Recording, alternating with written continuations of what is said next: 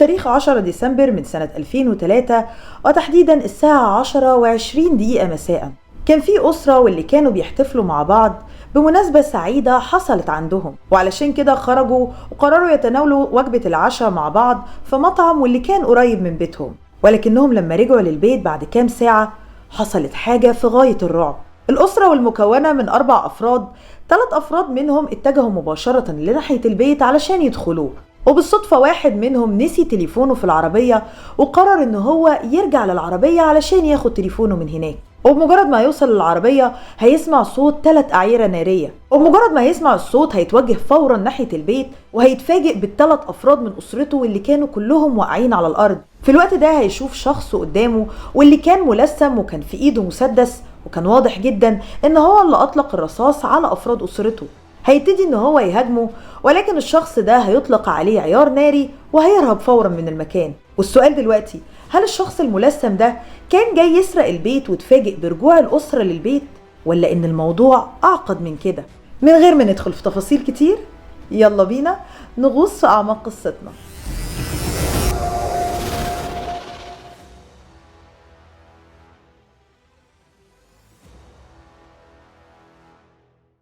بتدور أحداث قصتنا عن زوجين واللي كان اسمهم باتريشيا وكنت ويتكر، وكان عندهم ولدين، الكبير واللي كان اسمه توماس بارتلت ويتكر واللي كانوا بيندهوه باسم بارت، واللي اتولد في 31 ديسمبر من سنة 1979 في هيوستن في تكساس. والابن الأصغر لعيلة ويتكر واللي كان اسمه كيفن واللي اتولد في 17 مارس من سنة 1984. والأسرة المكونة من 4 أفراد كانت عايشة في منطقة هيوستن في شوجرلاند في تكساس. بارت وكيفن نشأتهم وتربيتهم كانت نشأة وتربية مثالية. باتريشيا وكنت كانوا بيحبوا أولادهم جدا وكانوا بيدعموهم طول الوقت. باتريشيا في الأساس كانت بتعمل كمعلمة في مدرسة ابتدائية، وخلوني أقول لكم إنها كانت بتحب مهنة التدريس جدا. ولكن مع مرور الوقت ولما أولادها ابتدوا إنهم يكبروا قررت إنها تتخلى عن مسيرتها المهنية وإنها تتفرغ لتربية أطفالها. وزي ما كان بيشهد لباتريشيا بإنها كانت معلمة رائعة، فهي كمان كانت أم رائعة. باتريشيا كانت محبة للعناية والرعاية بكل الأطفال اللي كانت بتدرس لهم، فما بالكم بأطفالها، واللي كانت حريصة كل الحرص إنها توفر لهم كل الدعم والرعاية والحب والحنان اللي ممكن يحتاجوه في يوم من الأيام. أصدقاء باتريشيا بيقولوا إنها كانت دايما بتلاقي فرصة إنها تمدح في أطفالها وتذكر كل محاسنهم. أما على الجانب المادي فعائلة ويتكر كانت عايشة حياة مثالية. كنت كان بيعمل كمراقب مالي في شركة لأعمال البناء واللي كانت مملوكة لعيلته، وكنت كمان كان أب مثالي وكان حريص كل الحرص إن هو يفرغ وقت علشان يقضيه مع أولاده كل يوم. ولما ابتدى أولاده إن هم يكبروا كان بيشجعهم في كل رياضة وفي كل عمل بيقوموا بيه، وكان بيحاول إنه يكون داعم ليهم طول الوقت. يعني بارت مثلا كان بيحب جدا ركوب الدراجات، وعلشان كده كنت قرر إن هو يشارك ابنه في هوايته، حتى إنهم خرجوا مع بعض في رحلة بالدراجات واللي كانت بمسافة 15,000 ميل. بارت الابن الكبير للعيلة كان بيتوصف بإن هو شخص ممتع جدا ودمه خفيف، وكان متفوق جدا دراسيا، وده بجانب إن هو كان محترم مع كل شخص كان بيتعامل معاه. أما عن كيفن الابن الأصغر للعيلة فشخصيته كانت معاكسة لشخصية بارت بعض الشيء. كيفن كان شخص هادي وخجول، وكان منخرط أكتر من بارت في الدين، وكان بيتردد على الكنيسة كل يوم حد، وكان بيشهد ليه بأن هو شخص مثالي وكان متحمل المسؤولية لأبعد الحدود. ولكن زي ما انتوا عارفين كل أسرة وبيكون فيها بعض المشاكل، وخاصة لما يكون فيها أطفال نشأتهم ما بتكونش سهلة على الإطلاق. بارت لما ابتدى ان هو يكبر ابتدى يظهر عنده بعض المشاكل واللي كانت كلها مشاكل سلوكية. في سنة 1997 بارت التحق بمدرسة واللي كان اسمها مدرسة كليمنتس الثانوية. في الوقت ده بارت كان عمره 17 سنة فقط، وخلوني أقول لكم أنه اتورط في سلسلة من الأحداث. بارت وأصدقائه في المدرسة الثانوية كونوا عصابة مع بعض، وكانوا بيروحوا وبيسرقوا بعض الأغراض من المدرسة، والأغراض دي كانت عبارة عن أجهزة كمبيوتر واللي كانت خاصة بالمدرسة، وبعض الأغراض والأموال من زملائهم. وبيذكر ان بارت تم توجيه الاتهام ليه وتم ادانته جنائيا. وبعد الموقف ده على وجه التحديد قررت باتريشيا وكنت ان هما يبعتوا بارت ويلحقوه بمدرسة واللي تكون تابعة للكنيسة. باتريشيا وكنت في الوقت ده كان عندهم أمل إن المدرسة التابعة للكنيسة هتصلح من سلوكيات بارت وهتحطه على المسار الصحيح، وده لأن عيلة ويتكر كانت عيلة متدينة جدا، وكان عندهم قناعة بأن الدين يقدر يصلح سلوكيات أي حد. باتريشيا وكنت قعدوا مع بعض وشافوا إن هما لازم يقنعوا ابنهم ويحسسوه بأنهم مسامحينه علشان يقدر يحس بأن اللي حصل حادث عرضي وإن هو يعدل من سلوكياته. وفضلت الأسرة تدعم ابنها، وبالفعل سلوكياته اتصلحت ورجع مرة تانية بارت اللي كانوا عارفينه، حتى إنه التحق بالجامعة في بيلور في سنة 2001.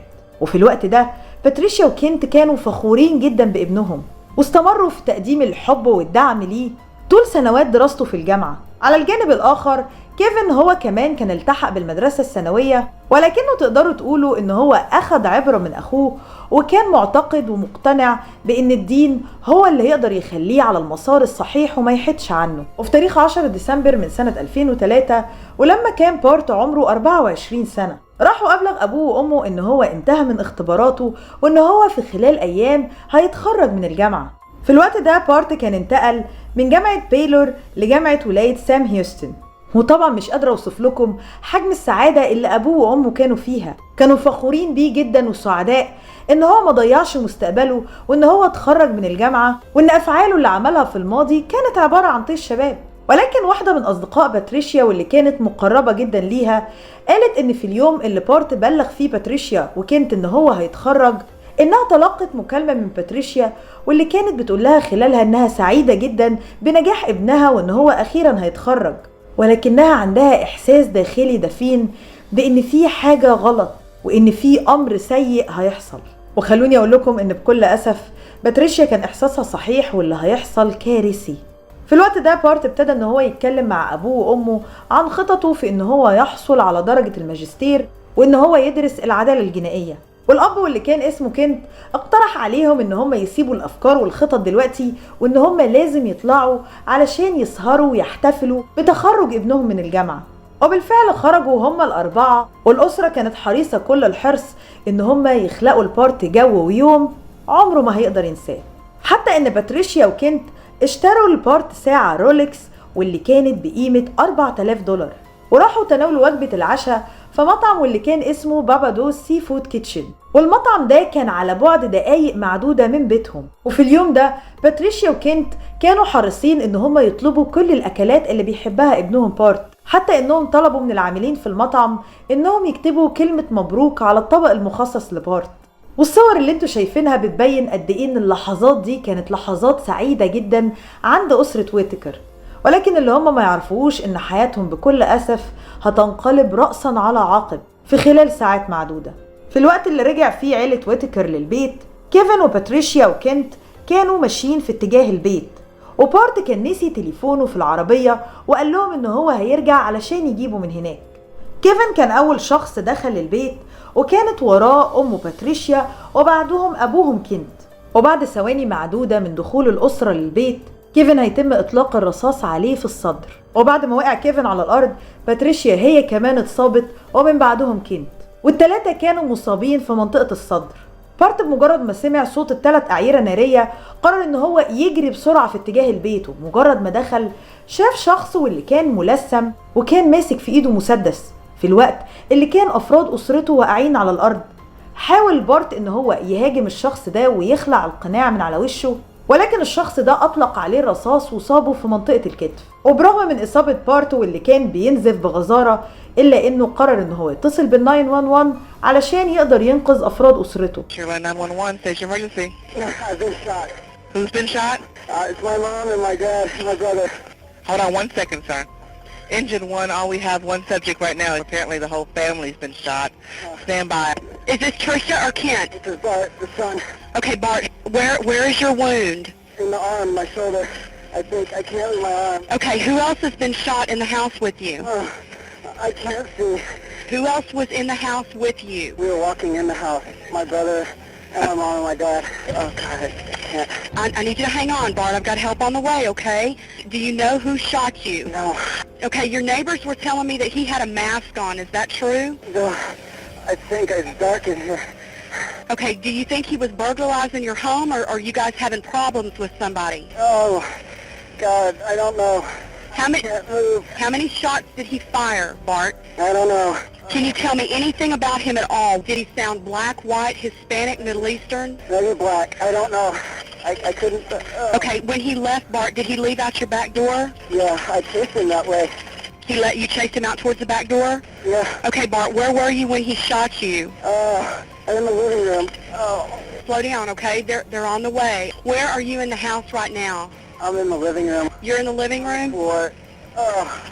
Someone's here. Okay, do you see the officers, Bart?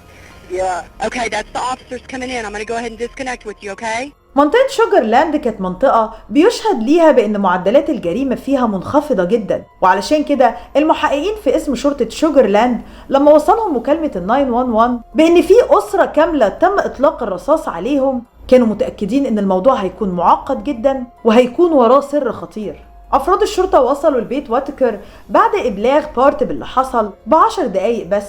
في الوقت ده واحد من الجيران راح للبيت على صوت الأعيرة النارية وابتدى ان هو يجيب تيشرت ويحاول ان هو يوقف نزيف كنت. وهتسألوني ليه كنت على وجه التحديد وليه الجار ده ما ساعدش باتريشيا ولا ساعد كيفن. في الوقت ده كنت كان لسه على قيد الحياة وكان واضح ان هو ممكن يتم انقاذه، وعلى العكس تماما من باتريشيا ومن كيفن واللي كان واضح ان الاوان فات على انقاذهم. بمجرد وصول المسعفين للبيت بكل اسف أعلنوا وفاة كيفن رسميا. أما عن باتريشيا فتم نقلها للمستشفى ولكنها توفت بمجرد وصولها لهناك متأثرة بجراحها. وكنت نجي بمعجزة وكان واضح جدا ان الجار ولما حاول ان هو يساعده بالفعل قدر ان هو ينقذ حياته. بارت اللي كانت اصابته في الكتف اتعالج في المستشفى وتعافى بالكامل.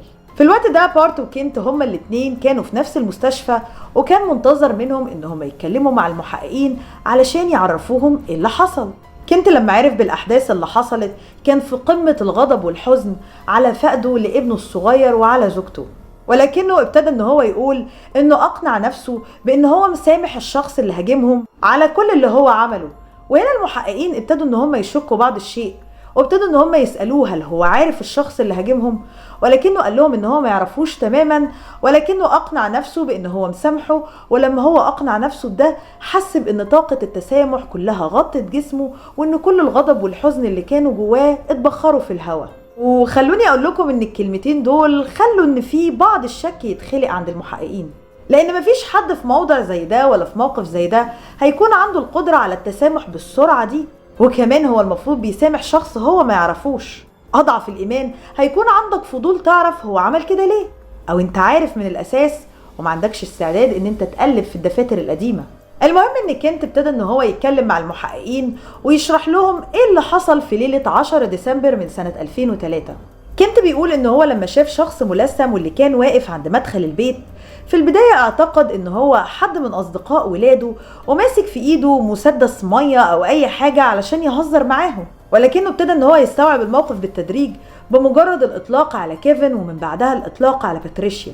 وقال كنت ان الموقف كان بيحصل بسرعة جدا وبطريقة عشوائية لدرجة ان هو لما تلقى العيار الناري قعد لثواني علشان يستوعب ان هو مصاب، ومن بعدها لما وقع على الارض كل الذكريات في دماغه كانت ضبابية ومش فاكر اي حاجة. في الوقت ده بارت كان بصحة جيدة وكان يقدر ان هو يتكلم مع المحققين. كنت قال للمحققين الرواية بمجرد دخولهم للبيت واصابتهم هم الثلاثة، ودلوقتي بارت هيكمل لهم ايه اللي حصل بعد كده. وبارت اللي قاله للمحققين ما كانش فيه اي حاجة زيادة عن اللي ذكروا في مكالمة ال 911، واكد ان الموقف حصل بسرعة جدا وانه اثناء هجومه على الشخص ده هو اصابه بطلق ناري وهرب من المكان، وان هو متأكد من ان الشخص ده كان من اصحاب البشرة السمراء. وابتدى المحققين يسألوه اسئلة من هنا ومن هناك علشان يبتدوا ان هم يعملوا سيناريو للاحداث. سألوه عن نفسه وعن حياته وعن اسرته وعن ايه اللي كانوا بيعملوه في اليوم ده على وجه التحديد. وقال لهم بارت ان هو اتخرج من جامعة ولاية سام هيوستن وانه علشان كده خرج هو واسرته علشان يحتفلوا ويتناولوا وجبة العشاء مع بعض. بعد التحقيق مع كنت وبارت وروايتهم اللي كانت تقريبا منطقية، افراد الشرطة شافوا ان عيلة ويتكر كانوا ضحايا لعملية سطوة على البيت، ولكن الموضوع في مرحلة ما خرج عن نطاق السيطرة. افراد الشرطة لما راحوا فحصوا البيت واللي كان تحول لمسرح جريمة لقوا ان كان فيه بعض الدواليب والادراج واللي كانت كلها مفتوحة في ارجاء البيت، وكان واضح من الهيئة وكأن شخص كان بيفتش فيها او كان بيدور على حاجة. ولكن الغريب في الامر ان الدواليب والادراج كانت مفتوحة بالفعل، ولكن ما كانش فيه اي حاجة ناقصة من البيت. وخلوني اقول لكم ان الموقف كان مربك جدا، وافراد الشرطة ما كانوش فاهمين لما انت كنت جاي علشان تسرق ما سرقتش ليه؟ وارد يكون ان الاسرة رجعت في وقت بدري، واللي ما كانش الشخص اللي بيقتحم البيت متوقع ان هم يرجعوا فيه، ولكن كان يقدر ان هو يهرب من البيت ومفيش اي حد كان هيعرف عنه اي حاجة. ايه اللي يخليه يقرر ان هو ينهي حياة الاسرة بالكامل ومن بعدها يهرب وبرضه ما ياخدش اي حاجة؟ افراد الشرطة استعانوا في الوقت ده بكلاب بوليسية، واللي كانت مدربة على التعرف على الآثار الجنائية، والكلاب تتبعت الريحة واللي كانت من الباب الخلفي للبيت لحد الشارع الرئيسي، ومن بعدها اختفى أثر الريحة. وده معناه ان الشخص اللي كان بيقتحم البيت في عربية اخدته ومشيت بيه من المكان، وعشان كده الكلاب ما قدرتش انها تتتبع الريحة. في الوقت ده افراد الشرطة كانوا ابتدوا انهم يعتقدوا ان فكرة ان في شخص اقتحم البيت بدافع السرقة مشكوك فيها بعض الشيء، وابتدى ان هم يكون عندهم اعتقاد وشك، بل انه كان يصل لحد اليقين بان في فرد من افراد الاسرة وراه سر. في اثناء فحص البيت تحصل افراد الشرطة على جوانتي او قفازات من الجلد و4 فوارغ من الاعيرة النارية، وكمان افراد الشرطة لقوا ان كان في خزنة واللي كانت مخصصة للاحتفاظ بالاسلحة. كنت وبارت اكدوا بان الخزنة دي كانت خاصة بكيفن، وان البندقية كانت كمان خاصة بيه، والبندقية اللي كانت خاصة بكيفن هي البندقية اللي تم الهجوم بيها على الأسرة. كل الحاجات دي خلت ان احتمالية ان في شخص كان بيسرق البيت كانت مستحيلة جدا ومستبعدة. خلوني اوضح لكم ليه الشرطة كانت شاكة في كنت وبارت. رواية كنت بان هما كانوا راجعين للبيت، وان الشخص اللي هجم عليهم قابلهم عند مدخل البيت، بمعنى ان هو ما كانش جوه البيت وكان بيسرق. ولكن في نفس الوقت سلاح الجريمة واللي استخدمه ضد الأسرة كانت البندقية، واللي كان بيملكها كيفن، واللي كانت موجودة جوه البيت وكانت محطوطة في خزنة في غرفة كيفن. يبقى ازاي الشخص ده دخل للبيت، راح واخد البندقية، خرج واستناهم بره البيت علشان يطلق عليهم الرصاص؟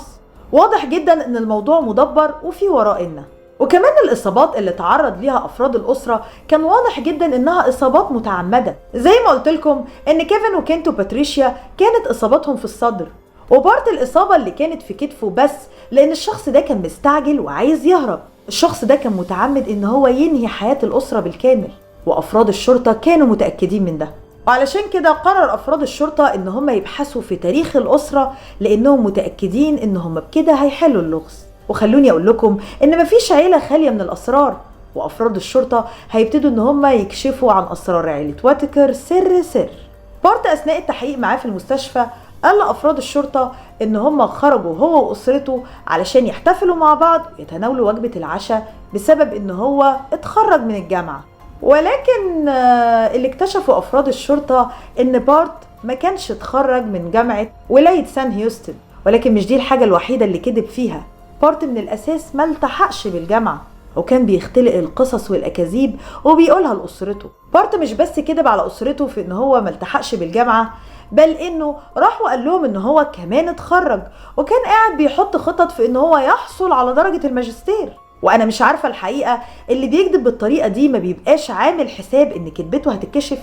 وبكل تأكيد في الوقت ده أفراد الشرطة كانوا لازم يروحوا ويواجهوا بارت بكل الحقائق اللي عرفوها علشان يعرفوا ايه التفسير.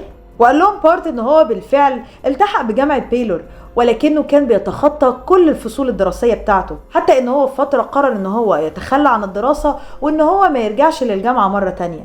وفسر بارت بان هو ما كانش عنده الشجاعة بانه هو يواجه اسرته بحاجة زي كده، وان هو يحبط ابوه وامه، وشرح ان الدراسة الجامعية كانت تقيلة جدا عليه وانها كانت صعبة وهو ما قدرش ان هو يتحملها، وعلشان كده قرر ان هو يتخلى عن دراسته الجامعية. حتى انه قال ان اسرته في الوقت ده كانت بتضغط عليه علشان يتخرج من الجامعة وعلشان يحصل على درجة جامعية، وكأنهم كانوا بيعملوا كده علشان يأذوه مش علشان ان هو يبني لنفسه مستقبل. ولكن الغريب في الموضوع مش هيكون اللي قاله بارت، الغريب في الموضوع هيكون رد فعل كنت. افراد الشرطة لما راحوا لكنت علشان يبلغوه بان ابنك ملتحقش بالجامعة وان هو كان بيكذب عليكوا على مدار سنين، كنت كان واضح عليه ان هو مهتمش باي حاجة من اللي سمعها دي ولا كان فارق معاه من الاساس. وهنا افراد الشرطة ابتدوا ان هم يبصوا لبعض يقولوا هو ايه اللي بيحصل؟ ايه العيلة دي؟ كنت في الوقت ده قال ان كل اللي همه ان ابنه على قيد الحياة وان اخر فرد من افراد اسرته لسه موجود معاه. وهنا افراد الشرطة ما بقوش قادرين يحددوا هل كنت شخص متسامح ولا شخص متلاعب. في الوقت ده افراد الشرطة شكهم في كنت وبارت كان متساوي تقريبا، وما كانوش عارفين انهي واحد فيهم اللي خطط للفعل ده علشان يتخلص من افراد اسرته.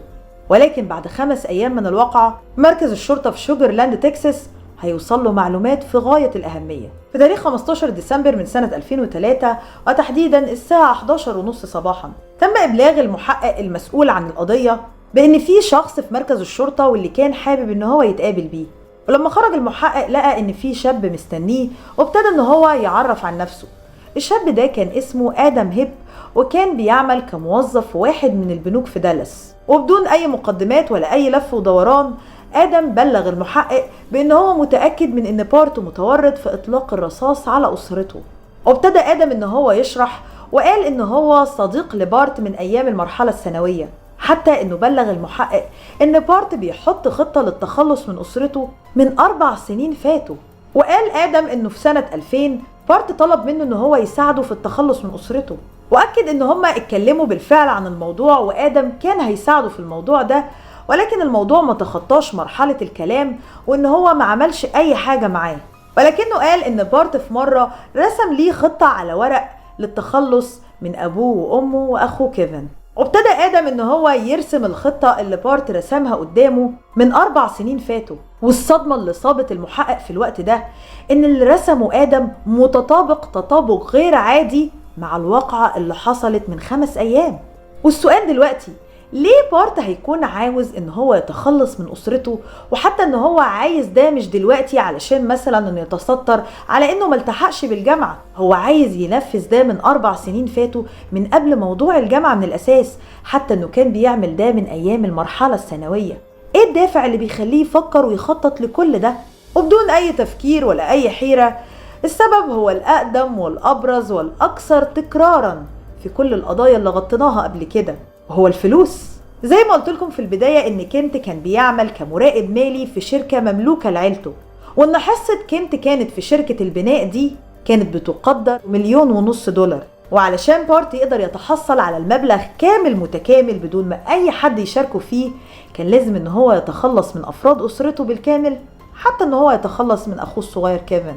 والخطة دي بكل حذافيرها هي الخطة اللي حطها بارت مع آدم أيام ما كانوا في المرحلة الثانوية، وبكل تأكيد مش هيحصل ده بعدها ب4 سنين عن طريق الصدفة.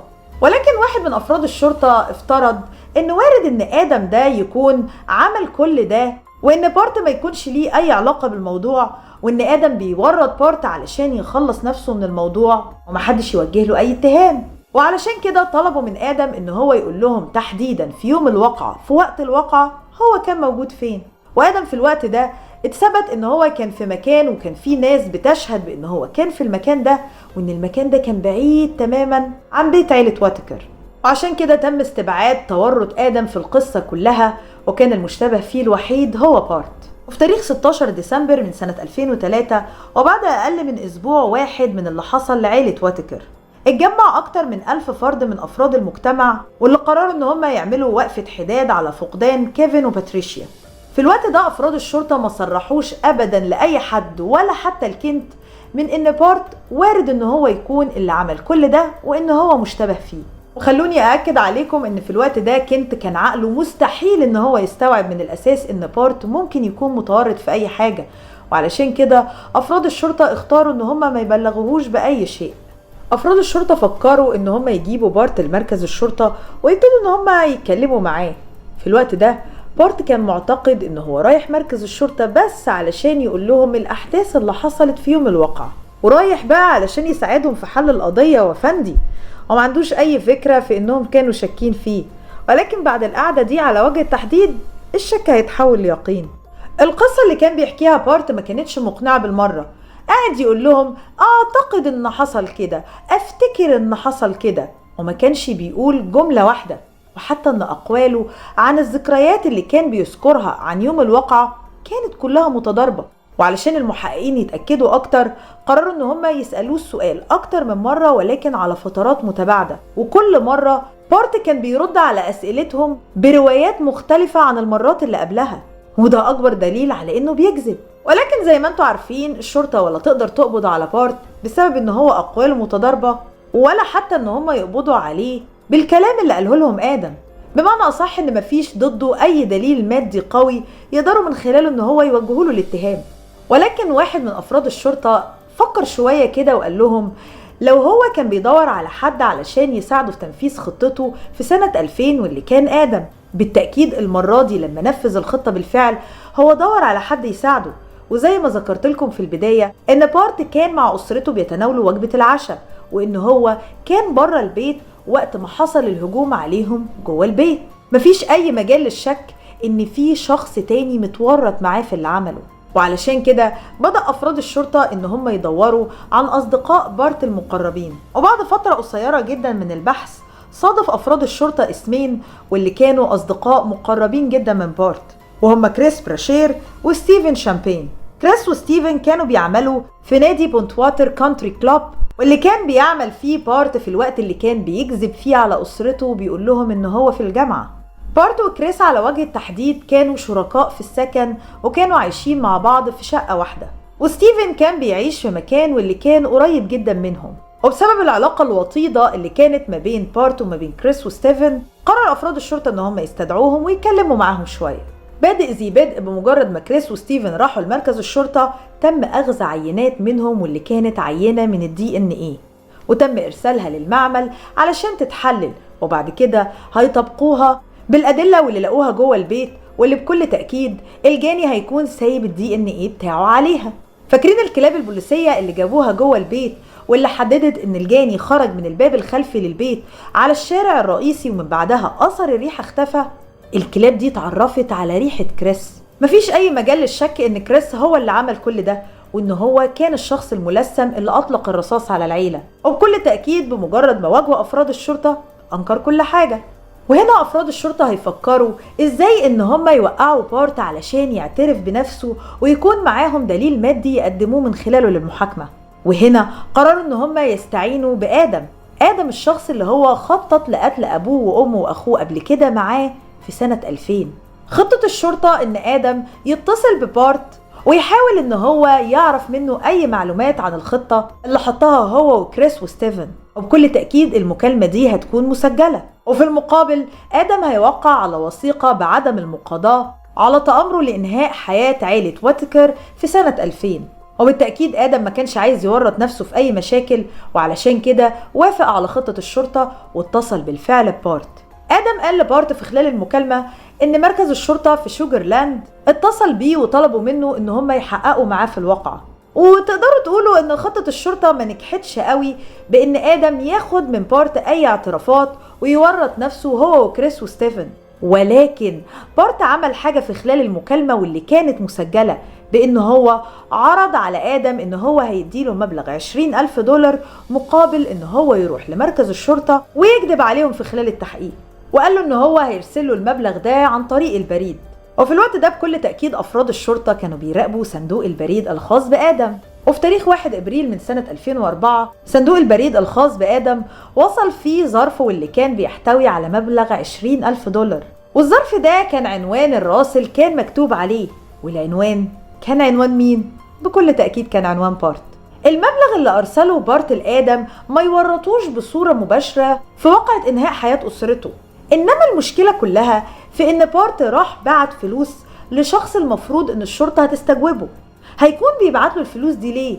إلا علشان يغير أقواله وما يقول لهمش الحقيقة. ولكن خليني أقول لكم إن بارت كان شخص ذكي جدا وبدأ يحس إن أفراد الشرطة قربوا يوصلوا له، وعلشان كده في تاريخ 27 يونيو من سنة 2003 بارت راح وقال لأبوه كنت إن هو هيخرج في أثناء الليل وهيروح للنادي المحلي، ومن بعدها مرجعش للبيت مرة تانية. وفي تاريخ 28 يونيو تم العثور على عربية بارت واللي كانت متسابة في موقف للسيارات وكان المحرك بتاعها داير.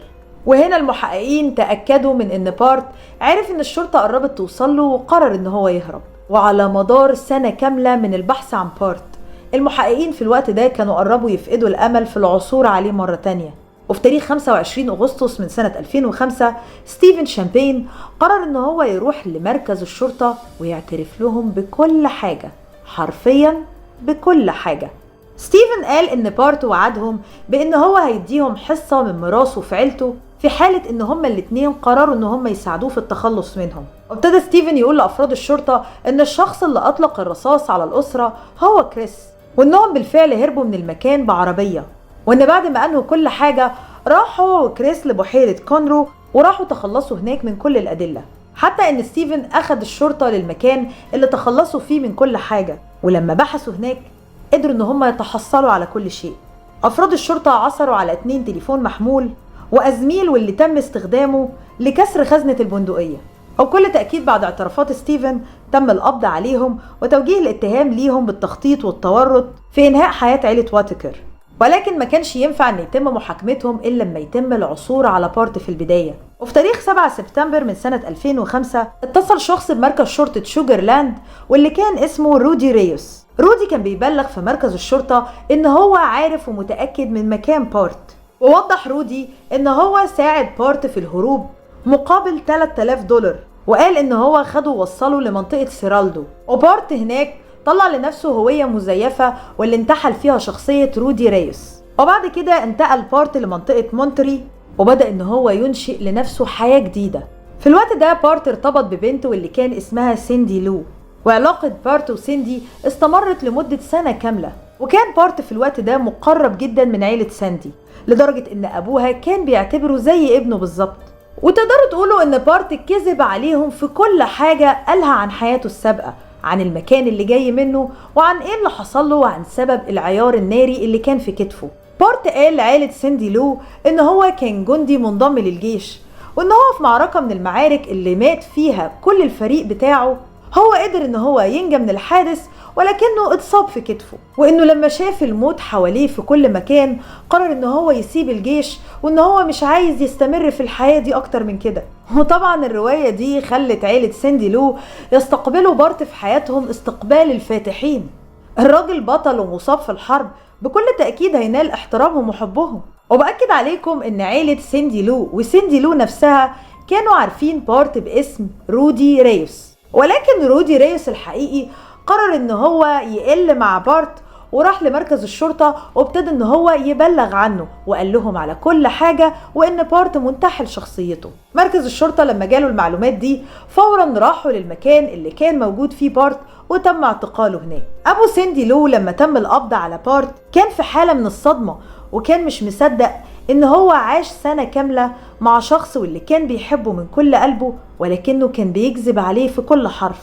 ولكن سيندي لو لما جالها الخبر ما كانتش مصدومة قوي. بعض التحقيقات اثبتت ان سيندي لو قبل ما يتم القبض على بارت حصل مشكلة ما بينها وهي واسرتها، وهنا بارت اقترح عليها ان هما يتخلصوا من كل افراد العيلة علشان يخلصوا من مشاكلهم.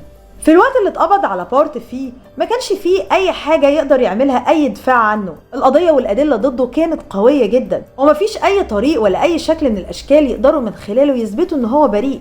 وفي ديسمبر من سنة 2005 أعلن المدعي العام إن هم هيطالبوا بتوقيع عقوبة الإعدام على بارت لاتهامه بارتكاب جريمة قتل متعمدة. أما عن كريس وستيفن فهم مش هيواجهوا عقوبة الإعدام. ستيفن اتعامل معاه صفقة لتخفيف العقوبة عنه، وده بعد اعترافه بكل المؤامرة وكل اللي حصل ما بينه هو وكريس وبارت. كنت كان في حالة من الصدمة وما كانش قادر يصدق إن ابنه متورط في كل ده. وبصراحة أنا متعاطفة مع كنت جدا. فكرة إن أنت تربي شخص وفي الآخر إن هو ينقلب عليك بالصورة المرعبة دي فكرة مفيش أي عقل يقدر يستوعبها. كنت قال إن هو كان عارف طول حياته إن ابنه عنده ميول نرجسية، ولكنه عمره ما كان يتخيل إن شره ممكن يوصل للمرحلة دي. والمؤلم إن في أثناء المحاكمة تم العرض قدام كنت إن بارت بيخطط بقاله سنين طويلة جدا للتخلص منهم. وفي تاريخ 17 مارس من سنة 2007 بدأت محاكمة بارت.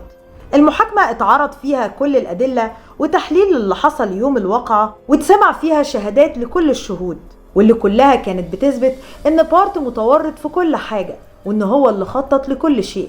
زي ما قلت لكم ان ستيفن كان اتعامل معاه صفقة بانه يشهد ضد بارت في قاعة المحكمة. وفي ثالث يوم من المحاكمة تم استدعاء ستيفن للإدلاء بشهادته، وابتدى ستيفن ان هو يشرح الخطة كلها، حتى ان هو قال انه في وقت من الاوقات قرر ان هو يتراجع وانه مش حابب انه يعمل ده، ولكن بارت هدده وقال له ان هو اتورط معاه بالفعل في التخطيط وان هو دلوقتي مجبر على التنفيذ. وقال ستيفن ان في اليوم اللي خرج فيه بارت هو واسرته كان مستنيهم ستيفن وكريس قدام باب المطعم، وان بارت بمجرد خروجهم من المكان ابتدى ان هو يديهم الاشارة بان هم يتتبعوا العربية بتاعتهم، وان بعد ما تم الاطلاق على الاسرة ركب كريس وستيفن العربية بسرعة وراحوا تخلصوا من الادلة. ولكنكم لو اعتبرتوا ان اللي فات ده كله كان صادم، الصدمة الحقيقية لسه جاية. ستيفن اعترف في قاعة المحكمة ان بارت بعد الواقعة بكام شهر راح ليه مرة تانية وطلب منه هو وكريس ان هما ينفذوا خطة جديدة، لان على حد وصفه الخطة الاصلية لسه ما تمتش. واعتقد ان انتوا فهمتوا قصده ايه بالقصة الاصلية. بارت كان رايح ليهم علشان يعملوا خطة جديدة علشان يتخلصوا من ابوه كنت، واللي حياته ما انتهتش في الواقعة الاولانية. وكأن بارت قرر ان هو يتخلص من اي حد في طريقه بس علشان يحدد هدفه. ادم هيب صديق بارت في المدرسة الثانوية شهد في قاعة المحكمة بالخطة اللي هو وبارت كانوا بيشاركوا فيها واللي ما تمش تنفيذها، ولما كانوا هما الاتنين في المدرسة الثانوية، وده بيثبت ان بارت كان بيخطط لده من سنين طويلة. وبعد ما انهى ادم شهادته على منصة الشهود، افراد الشرطة ابتدوا ان هما يطبقوا ما بين الخطة اللي كانت موضوعة قدام ادم من بارت والخطة اللي تم تنفيذها بالفعل في بيت عيلة واتكر. هيئة المحلفين لما سمعوا كل الكلام ده راحوا علشان يتداولوا ويوصلوا للقرار، واللي استمر واستغرق 12 ساعة. قبل تداول هيئة المحلفين وان هم يتوصلوا القرار، افراد عيلة بارت نفسهم كانوا بيترجوا هيئة المحلفين ان هم يترفقوا بيه، وان كفاية على كنت ابنهم ان هو فقد زوجته وابن من ابنائه، ما يخلوهوش ان هو يفقد كمان الابن اللي فاضله. وانا مش عارفة الحقيقة، المفروض ان هو ينال عقابه. انتوا بتحتفظوا بابن كان بيتآمر على ابوه وانتوا اتأكدتوا من ده بنفسكم وسمعتوه بودانكم بشهادة الشهود. من وجهة نظري ده مسموش تسامح. انتوا كأنكم بتدوله فرصة ان هو يكرر افعاله بدون ما اي شيء يوقفه. وطبعا لما افراد عيلته عملوا كل الكلام ده، بارت وقف في قاعة المحكمة بكل البجاحة والوقاحة، وابتدى ان هو يبرر فعلته بان عيلته كانت بتضغط عليه علشان يتفوق دراسيا. كنت تقدر ان انت تسيب دراستك وانت بالفعل سبت دراستك، ولكن انت مشكلتك ما كانش في ضغط ابوك وامك عليك، انت كانت ازمتك كلها الفلوس. والا ان انت لو كنت فعلا هم ضغطوا عليك كنت تخلصت من ابوك وامك بس، واخوك كيفن ما كانش ليه ذنب في اي حاجة. ولكن بارت لما ابتدى ان هو يسترسل في كلامه ظهرت نواياه الحقيقية. بارت قال في قاعة المحكمة ان هو كان دايما حاسس ان هو دخيل وان هو مش مناسب للعيلة، وان هم دايما بيفضلوا عليه اخوه كيفن، وان هو ما عملش كل ده علشان خاطر الفلوس، ولكنه عمل ده انتقاما منهم على التفرقة في التعامل ما بينهم وما بين اخوه. بعض من كلام بارت كان حقيقي. بارت ابتدى ان هو يحس بالغيرة تجاه اخوه واللي كان ماشي في طريق صحيح وكان ملتزم بالدين، على العكس من بارت واللي قرر ان هو يسلك طريق خاطئ. ومشاعر الغيرة دي تحولت لحقد مع الوقت، والحقد تحول للكراهية، والكراهية أشعلت فتيل الغضب واللي خلته إن هو يحط خطة يتخلص منها من أسرته. ولكن هنا هنوصل للجزء التاني وهو اللي هيتحصل عليه بعد إنهاء حياتهم.